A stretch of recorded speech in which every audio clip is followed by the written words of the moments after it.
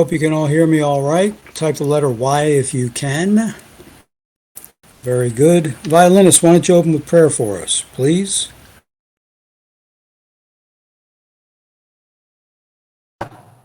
Of course, Sherman's be glad to do that for you.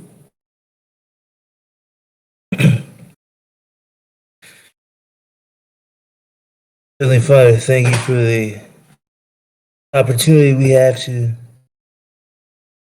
gather around and study your word. I ask your blessing upon Romans as he leads another installment of his study, Basic Christianity, tonight. And for the people who have come and help us to really put into, not only hear the words, but really actually do them and put them into practice, what we have talked about tonight.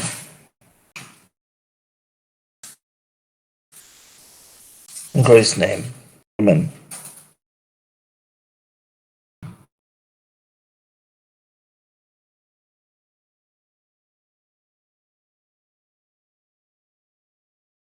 Amen, and thank you, violinist, for that. As I look over our list of attendees tonight, I'm happy to see all of you here. I don't see any new names, but I will say again, as I do every week, this is a discussion and not a lecture. Please feel free to participate with comments and scriptures. Please also hold all questions to the end,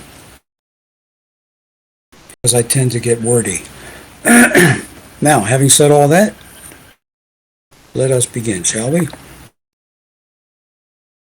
We are continuing in our series, Basic Christianity, and tonight we're continuing in the review and examination of our Christian walk as a facet of basic Christianity, and we're going to continue our acrostic review of the phrase, by growing in grace, in regard to our following in the steps of Christ. So far we looked at the letter B and Y in the word by, and the letters G, it should be an R, G for growing, and R in the word read and study his word. I'll correct that in the text before I post it to the forum. Tonight we will look at the word growing. Well, let me see, what's this about? The O in the word obey, as that should read. I apologize for that sloppy typos, but it just shows you, if anything, that I'm actually fallible, which is good. The word O is for obey his commands. In the original acrostic list, the author, Robert Boyd, suggested just one verse. Now, virtually all the commentaries expanded their comments into the verses that followed to get the full meaning. So I'm going to follow their lead. We read in John 15, and just verse 14 was included, where Jesus said, "Ye are my friends if ye do whatsoever I command you." But the expanded verses go on to say, "Henceforth I call you not servants, for the servant knoweth not what his Lord doeth."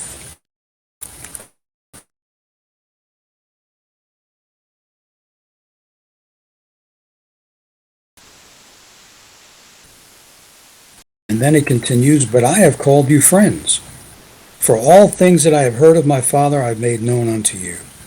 You have not chosen me, but I have chosen you and ordained you that you should go and bring forth fruit, and that your fruit should remain.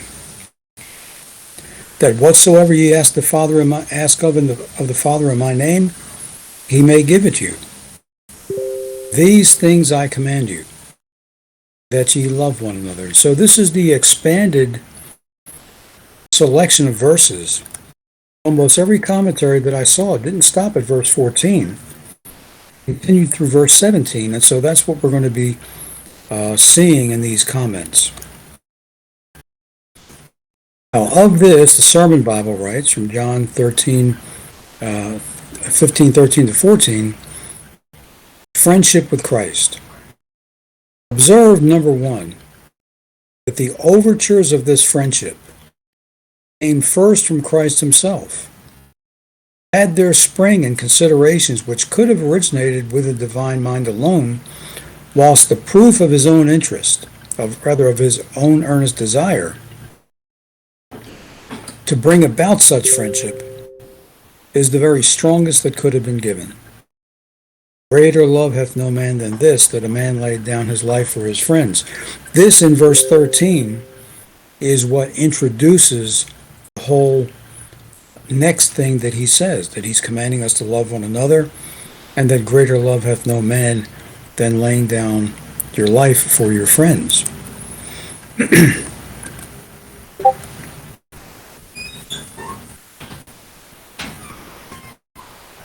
Who are Christ's friends? And the answer returned by our text is significant. Ye are my friends, if ye do whatsoever I command you. Friends in the ordinary acceptation of the term do not give commands at all. The relation commonly supposes something of equality with no allowed subjection on either side, maintained chiefly by offices of reciprocated kindness. So in a normal friendly relationship, no one friend is commanding the other at all. We don't see that, but let's take a look at this now. Christ had toward his disciples a prior relationship of Lord and Master, and therefore he is anxious to show that in receiving them into his friendship, he does not thereby cancel their previous obligation to obedience and service. And I think this is something that we need to remember. Yes, God became a man. He never stopped being God. He never stopped being Lord and Master. He never stopped having the ability to command us. Their friendship, then, which Christ has towards his disciples, is manifestly one only that of a sovereign towards certain subjects whom he admits to approach him on some footing of condescending intimacy and confidence. So, if anything, he has not switched out his sovereignty. He has not swapped out his sovereignty for a friendship. He has expanded his sovereignty to include friendship, in which his right to command and our obligation and desire even to worship maintained. Number two, assuming that we understand the nature of friendship with Christ and in heart and purpose desire to comply with the required terms of it, let us see in the next place how this friendship is reciprocated by Christ by considering some of the ways in which he shows himself friendly to us.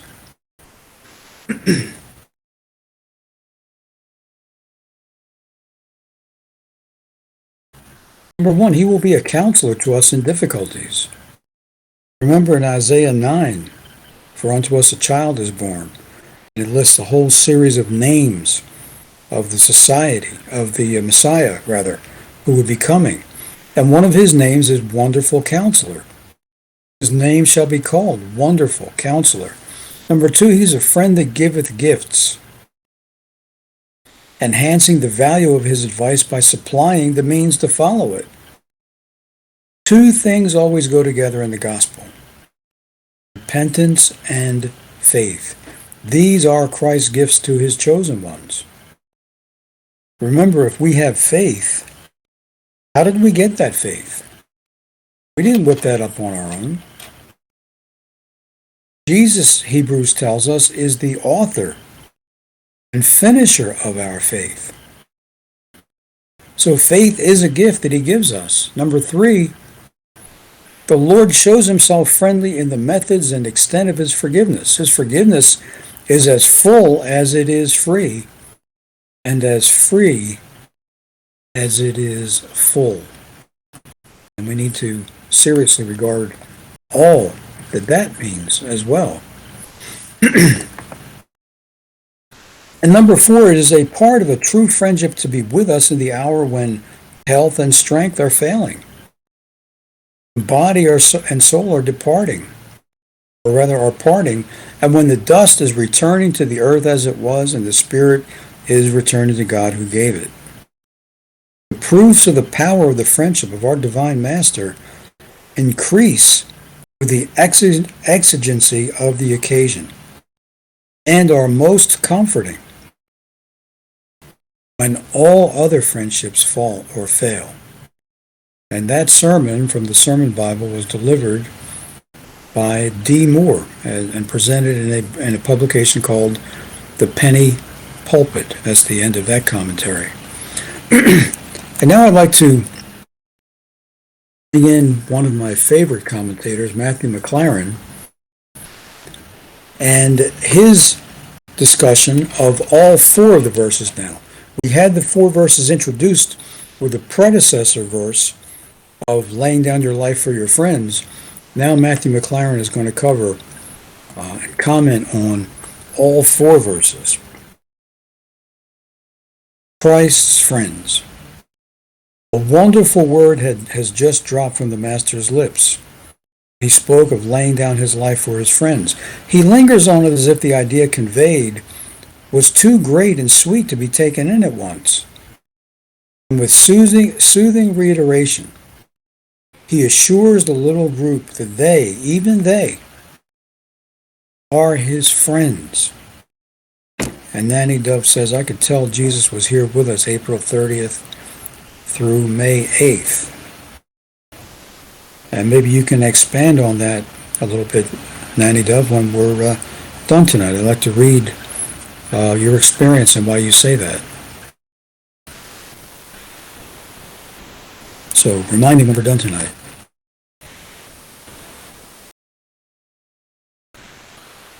So he reiterates to his little group that even they are his friends. I have ventured to take these 4 verses for consideration now, although each of them and each clause of them might afford ample material for a discourse because they have one common theme. They are a description of what Christ's friends are to him, of what he is to them, and of what they should be to one another. So they are a little picture in the sweetest form of the reality, the blessedness, the obligations of friendship with Christ. I want you to think of what was just said here in regard to our series of basic Christianity. Is not basic Christianity a description of what Christ's friends are to him, what he is to them, and of what they should be to one another? Jesus made the statement, by this shall all men know that you are my disciples, if you have love one to another. Not if you're the most scholarly, not if you have the best translations of Hebrew and Greek, not if you're the best interpreter of tongues or prophecies, no. If you have love one to another. This is basic Christianity at its most basic.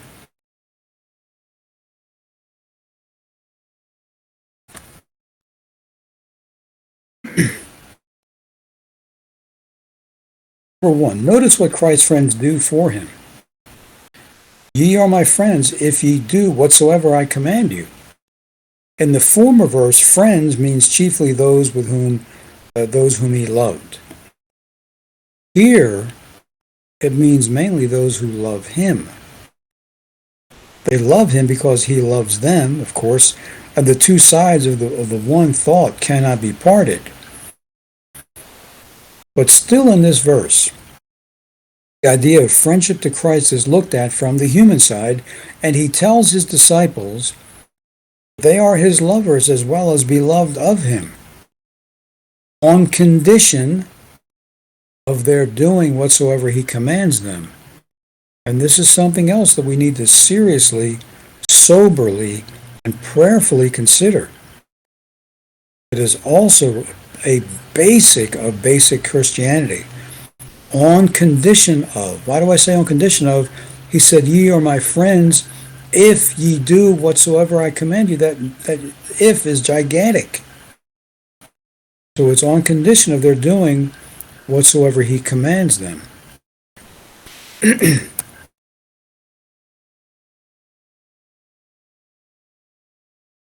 He lingers, as I said, on the idea itself, as if he would meet the doubts arising from the sense of unworthiness and from some dim perception of how he towers above them and their limitations. He reiterates, wonderful as it is, you poor men, half-intelligent lovers of mine, you are my friends, beloved of me and loving me, if, there's that if again, if ye do whatsoever I command you.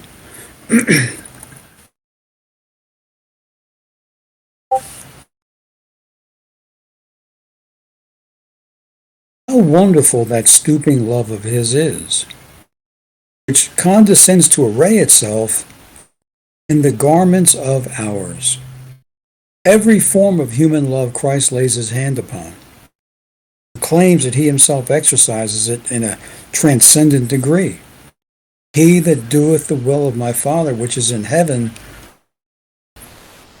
same as my brother and sister and mother. That which is even sacreder, the purest and most complete union that humanity is capable of, that too he consecrates.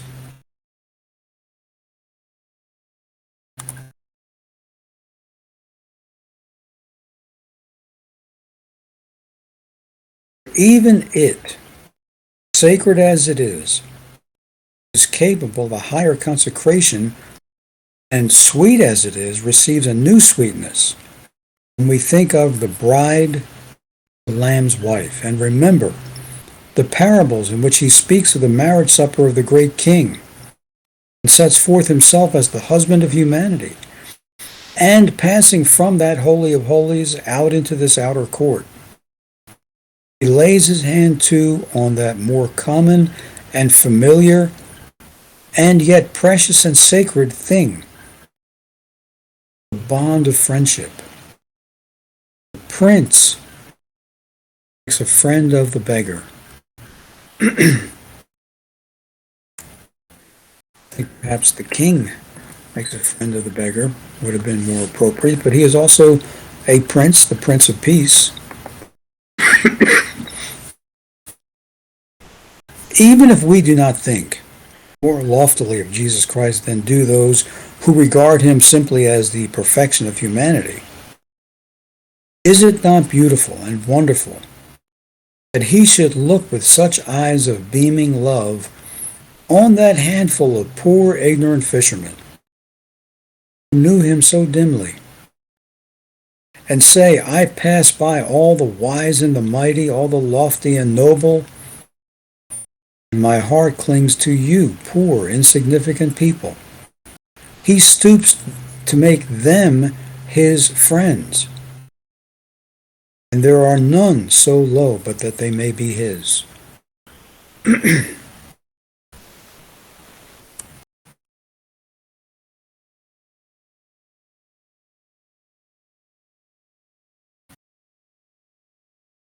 This friendship lasts to today. Or rather, this friendship lasts today. The peculiarity of Christianity is the strong personal tie of real love and intimacy which will bind men to the end of time, to this man that died 1900 years ago. Look back into the wastes of antiquity. Mighty names rise rise there that we may reference. There are great teachers from whom we have learned and to whom, after a fashion, we are grateful. But what a gulf there is between us and the noblest of them.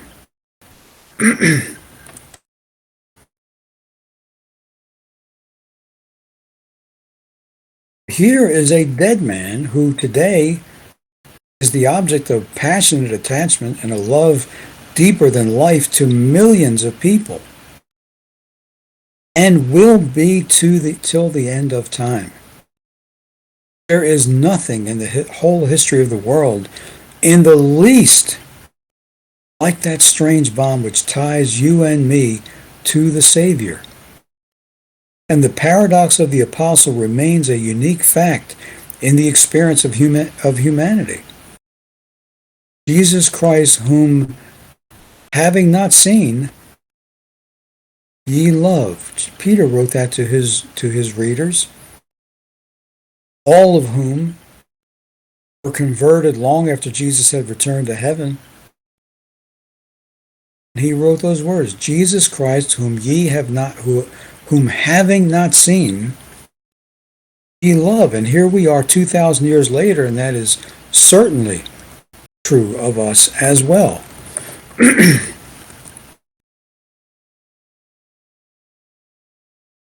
stretch out our hands across the waste, silent centuries, and there, amidst the mists of oblivion, thickening round all other figures in the past, we touch the warm, throbbing heart of our friend, who lives forever and forever is near us. We hear nearly 2 millenniums after the words fell on the nightly air on the road to Gethsemane, having them coming direct to our hearts. A perpetual bond unites men with Christ today. And for us, as really as in that long past Paschal night, is it true? Ye are my friends.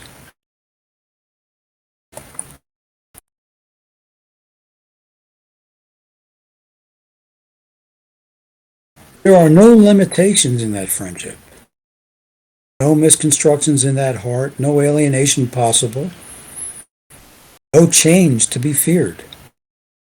There is absolute rest for us there. Why should I be solitary if Jesus Christ is my friend?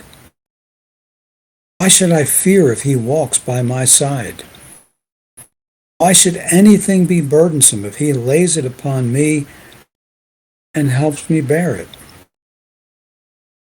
What is there in life that cannot be faced and borne, and conquered, if we have him? We all may have him for the friend and the home of our hearts.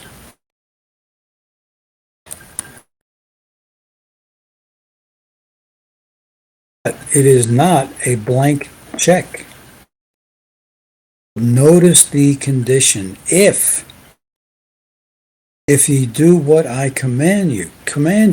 Note the singular blending of friendship and command, involving on our part the cultivation of the two things, which are not incompatible: absolute submission and closest friendship.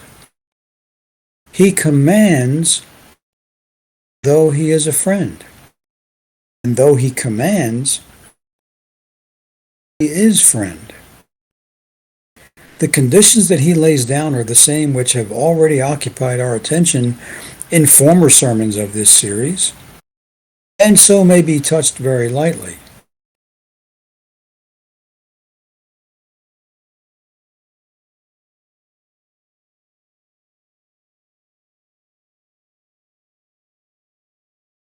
Ye are my friends, if ye do the things which I command you, may either correspond with his former saying, if a man love me, he will keep my commandments, or with his later one, which immediately precedes our text, if ye keep my commandments, ye shall abide in my love.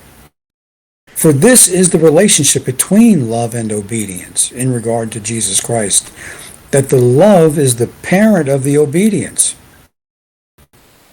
and the obedience is the guard and guarantee of the love.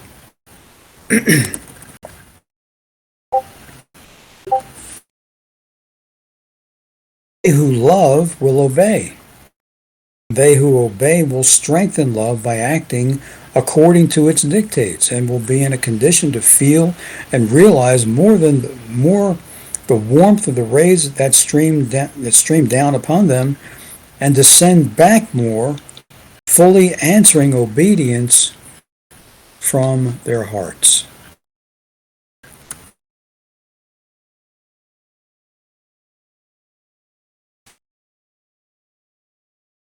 Not in mere emotion, not in mere verbal expression, not in mere selfish realizing of the blessings of his friendship, and not in mere mechanical external acts of conformity, but in the flowing down and melting of the hard and obstinate iron will. At the warmth of his great love is our love made perfect. The obedience, which is the child and the preserver of love, is something far deeper than the mere outward conformity with externally apprehended commandments. To submit is the expression of love, and love is deepened by submission. I love this man's writing. I love this man's writing. Now, just as I thought, what else could possibly be said on this subject that is so powerful and comprehensive? But there is a part two. Secondly, note what Christ does for his friends. Henceforth I call you not servants, for the servant knoweth not what his Lord doeth. The slave may see what his Lord does, but he doesn't know his purpose and his acts. There's not to reason why.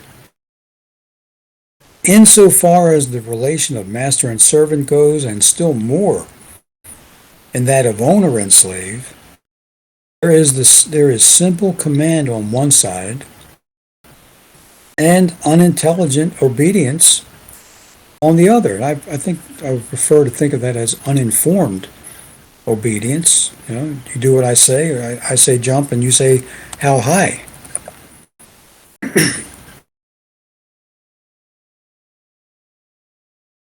Command needs no explanation. And if the servant is in his master's confidence, he's more than a servant. But, says Christ, I have called you friends. And he had called them so before. He now named them so. He called them so in act. And he points to all past relationship, especially to the heart outpourings of the upper room, as the proof that he had called them his friends, and the fact that whatsoever he had heard of the Father, he made known to them.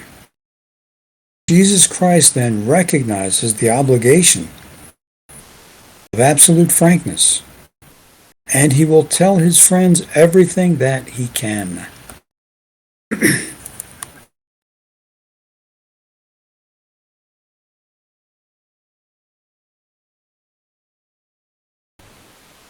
And he tells them what he can. The voice of the Father speaks through the Son. Every one of Christ's friends stands nearer to God than Moses did at the door of the tabernacle. And the wandering camp beheld him face to face with the blaze of the Shekinah glory, and dimly heard the thunderous utterances of God as he spake to him as a man speaks to his friend.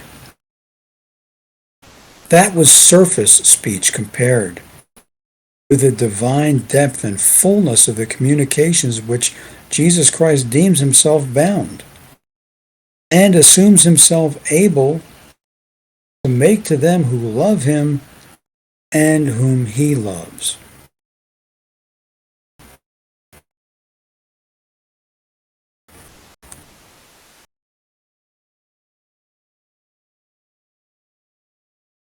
Of course, to Christ's frankness there are limits.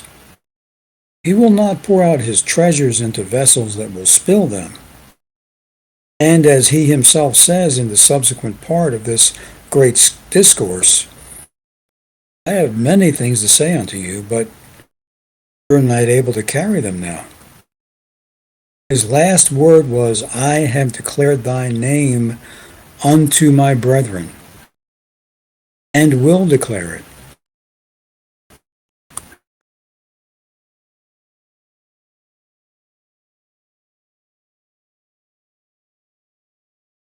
Though here he speaks as if his communication was perfect, we're to remember that it was necessarily conditioned by the power of reception on the part of the hearers, and that there was much yet to be revealed of what God had whispered to him ere these men that clustered round him could understand the message. That frank speech is continued today. Jesus Christ recognizes the obligation that binds him to impart to each of us all that each of us in our innermost spirits are capable of receiving.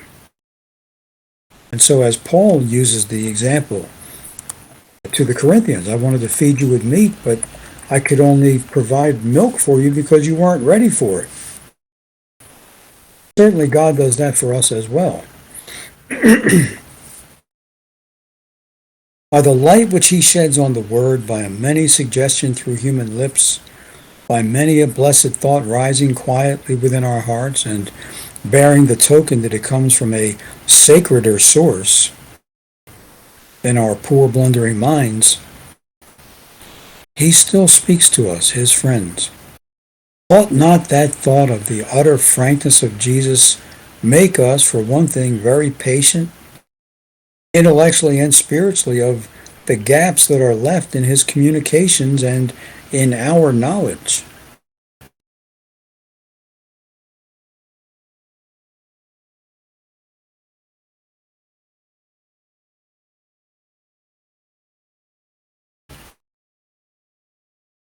There are so many things that we sometimes think we should like to know.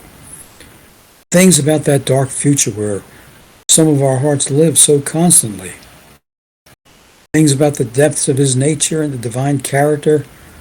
Things about the relation between God's love and God's righteousness. Things about the meaning of all this dreadful mystery in which we grope our way.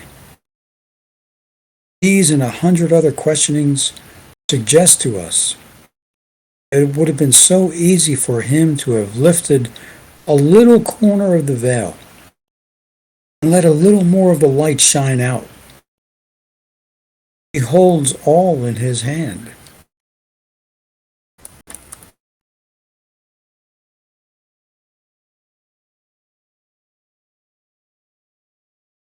Why does he thus open one finger instead of the whole palm?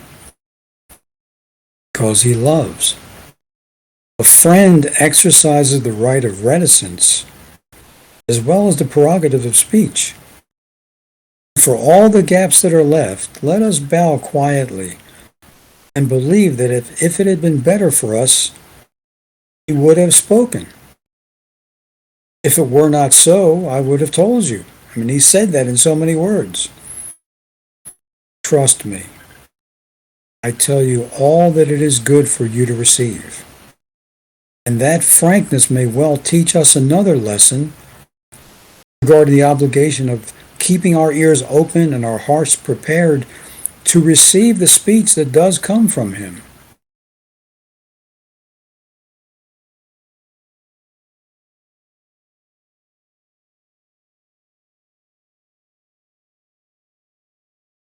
Ah, brother, many a message from your Lord flits past you like the idle wind through an archway because you're not listening for his voice.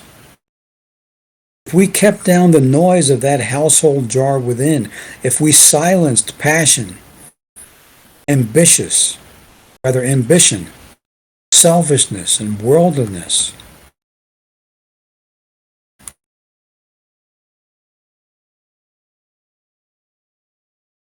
if we withdrew ourselves, as we ought to, from the babble of this world and hid ourselves in his pavilion from the strife of tongues, if we took less of our religion out of books and from other people and were more accustomed to dwell in the secret place of the Most High, and to say, "Speak, friend, for thy friend heareth," we should more often understand how real today is the voice of Christ to them that love him.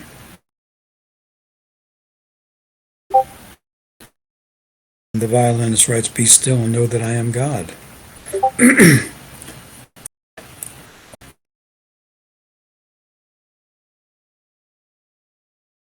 But he's not done. Thirdly, notice how Christ's friends come to be so, and why they are so. You've not chosen. Our relationship with Christ was not our choice. We may have agreed to it and accepted it, but it was his invitation. Our Lord refers here, no doubt, primarily to the little group of the apostles. The choice and ordaining, as well as the fruit that abides, point in the first place to their apostolic office and to the result of their apostolic labors, but we must widen out the words a great deal beyond that reference.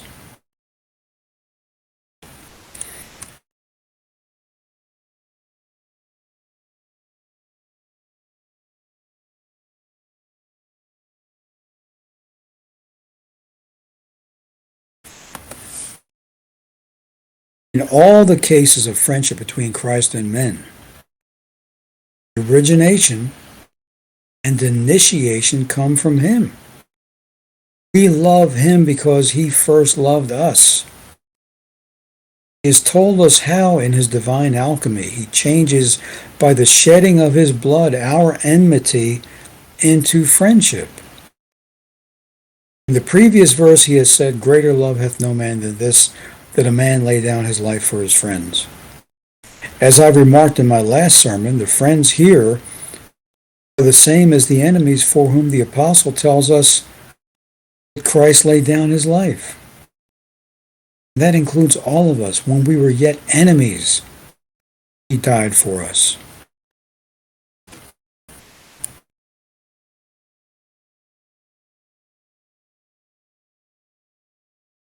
Since he has thus, by blood of the cross, changed men's enmity into friendship, it is true universally that the amity between us and Christ comes entirely from him. But there's more than that in the words. I do not suppose that any man, whether his theological notions and whatever his theological notions and standpoint may be, who has felt the love of Christ in his own heart, in however feeble a measure, will say, as the apostle said, "I was apprehended of Christ." Christ there is the initiator. It is to every man that comes to him. It is because he lays his seeking and drawing hand upon us that we ever come to love him. And it is true that his choice of us precedes our choice of him, and that the shepherd always comes to the sheep that is lost in the wilderness. This then is how we come to be his friends, because when we were his enemies, he loved us and gave himself for us. And ever since has been sending out the ambassadors and the messengers of his love, or rather the rays and beams of it, which are parts of himself, to draw us to his heart.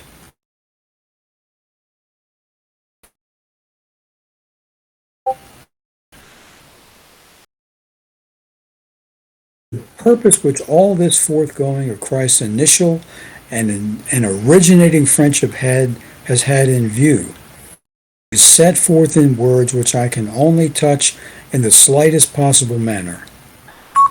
The intention is twofold. First, it respects service or fruit. That ye may go. There is deep pathos and meaning in that word. He had been telling them that he was going.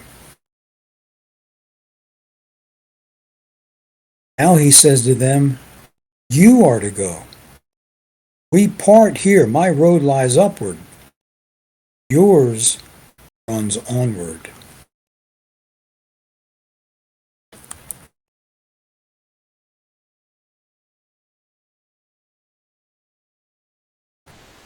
Go into all the world. He gives them a quasi-independent position. He declares the necessity of separation. He declares also the reality of union in the midst of the separation. He sends them out on their course with his benediction as he does us.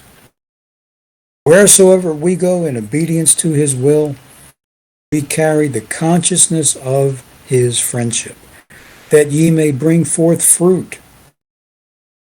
He goes back for a moment to the sweet emblem with which this chapter begins, and recurs to them the imagery of the vine and the fruit.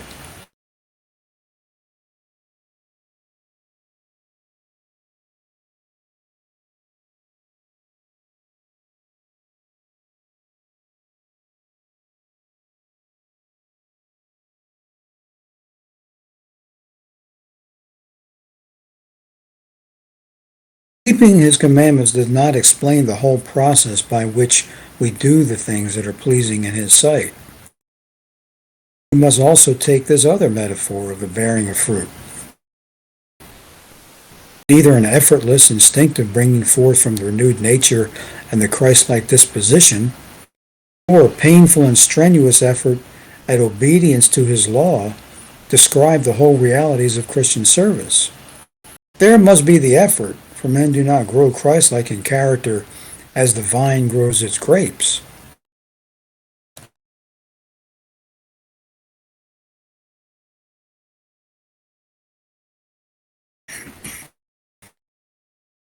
There must also be regulated and disciplined by the effort the inward life. For no mere outward obedience and tinkering at duties and commandments will produce the fruit that Christ desires and rejoices to have.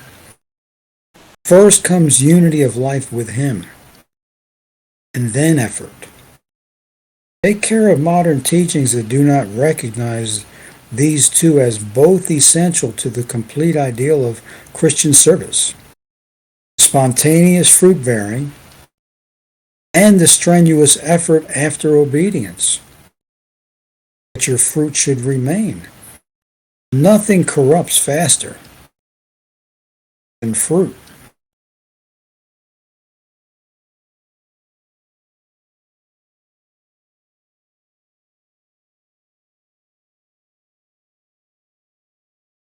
There's only one kind of fruit that is permanent, incorruptible.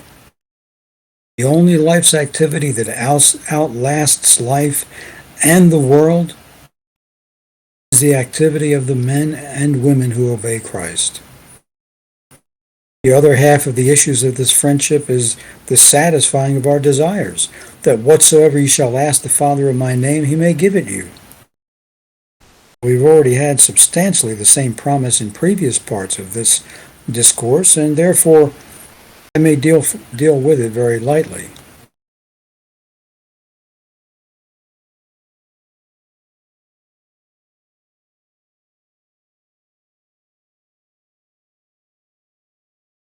How comes it that it is certain that Christ's friends, living close to him and bearing fruit, will get what they want? We touched on that last week, remember? Because what they want will be in his name, that is to say, in accordance with his disposition and will.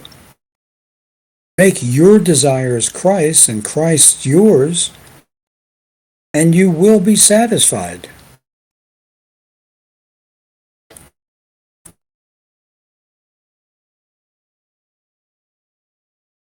And there's a fourth part.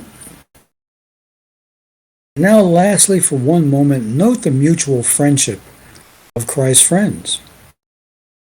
We have frequently had to consider that point, the relation of the friends of Christ to each other. These things I command you, that ye love one another. This whole context is, as it were, enclosed within a golden circlet by that commandment which appeared in a former verse at the beginning of it.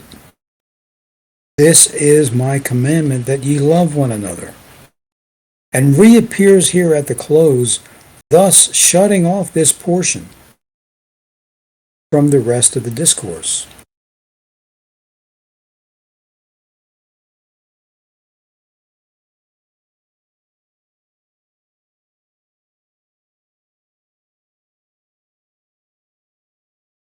How can we be indifferent to whom Christ is not indifferent? How are we knit together by that bond? We are but poor friends of that Master unless we feel that all which is dear to him is dear to us.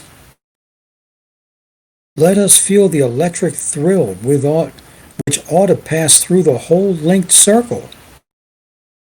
Let us beware that we slip not our hands from the grasp of the neighbor on either side, lest parted from them we should be isolated from him and lose some of the love which we fail to transmit.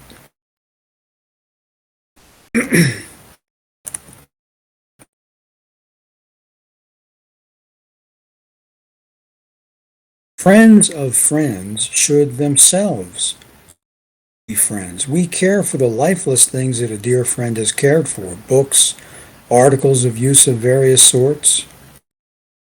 If these have been of interest to him, they are treasures and precious even evermore to us. And here are living men and women in all diversities of character and circumstances, but with this stamped upon them all: Christ's friends, lovers of and loved by him.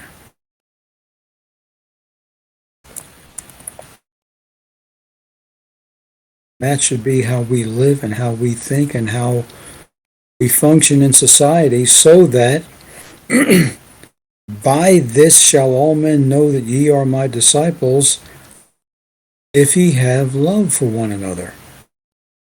That is the key. That is the thing that identifies us as his. And if you think I was just about to say it, and you would be correct. This concludes this evening's discussion. Basic Christianity, Part 35. I do greatly appreciate your being here with me tonight to allow me to share these wonderful words of Alexander McLaren and the Sermon Bible with you.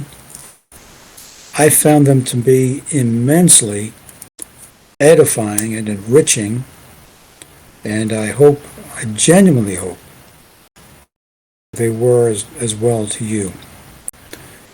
God willing, we will be back here next week as we look at our next word, is our next letter in the acrostic. And before we close tonight, I'd like to do two things. First, I'm going to have violinist play some song for us. And then we have the sharing of how Christ was here with us in April and May. And so, violinist, I'm turning my mic off, and I turn the floor over to you now, brother.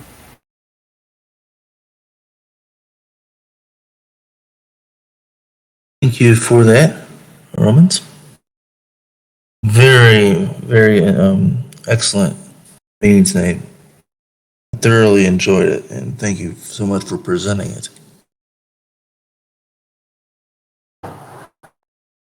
I'll go get my instrument and be right back.